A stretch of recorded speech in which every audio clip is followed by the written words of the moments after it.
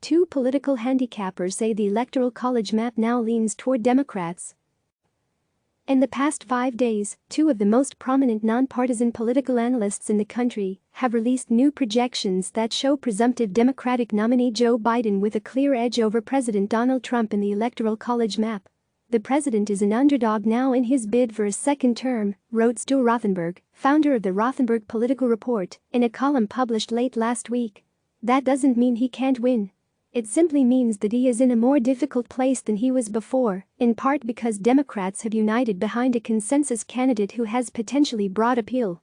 Duval 3 with 100% position. Relative, border. 1px, solid number 979,797, border left. None, border right. None padding. 20px 0, box sizing. Border box, webkit-box-sizing. Border box, moz-box-sizing. Border box, margin. 0020px 0, max width. 660px. Duval 3a color. Number 1a, text decoration. None font size. 0. Duval 3a hover color. Number D99, text decoration. Underline, moz text decoration color. Number D99, text decoration color. Number D99. Duval 3a vertical align. Top, display. Inline block. Duval 3a div display. Inline block, font size 1.06666667 rem width. 80%, padding top. 0px, padding left. 2%. Duval 3a img width. 18%, height.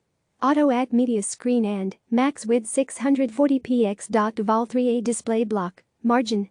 Auto. Duval 3a div width. 100%. Duval 3a img width. 50%. The Point, now on YouTube. In each episode of his weekly YouTube show, Chris Eliza will delve a little deeper into the surreal world of politics. Click to subscribe. Added Amy Walter of the Cook Political Report. Biden starts with a slight lead in the Electoral College math. Right now, 232 electoral votes in lean likely or solid Democrat. On the GOP side, 204 electoral votes are in the lean likely solid Republican column. There are 6 states and 1 congressional district in toss-up: Arizona, Florida, North Carolina, Pennsylvania, Michigan, Wisconsin and Nebraska's 2nd district. Those add up to 102 electoral votes. Before we dig too deeply into those numbers, let's remember where we left things in 2016. Trump won 306 electoral votes to Hillary Clinton's 232, even as he was losing the popular vote by almost 3 million. You need to win 270 electoral to be elected president. His victory was rooted in his ability to win in places in the industrial Midwest, Michigan, Wisconsin and Pennsylvania, where a Republican presidential nominee had not been victorious in decades. Trump also was able to keep traditional swing states like Florida and Ohio as his column, while only losing Virginia, Colorado and Nevada, of the true toss-ups going into the election.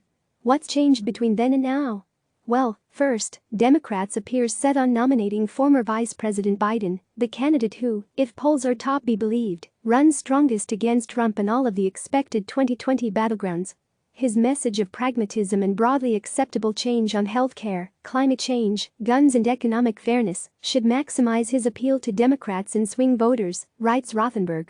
The other big change is the flip among college-educated whites, especially white women with college degrees, who were with Republicans in 2016 but abandoned the party in droves in the 2018 midterms. Trump won whites with college degrees 48%-45% over Clinton in 2016 and lost white college-educated women by 7 points. 2 years later, as Democrats were retaking control of the House majority, Democratic candidates won whites with college degrees by a 53%-45% margin and carried white women with college degrees by 20 points.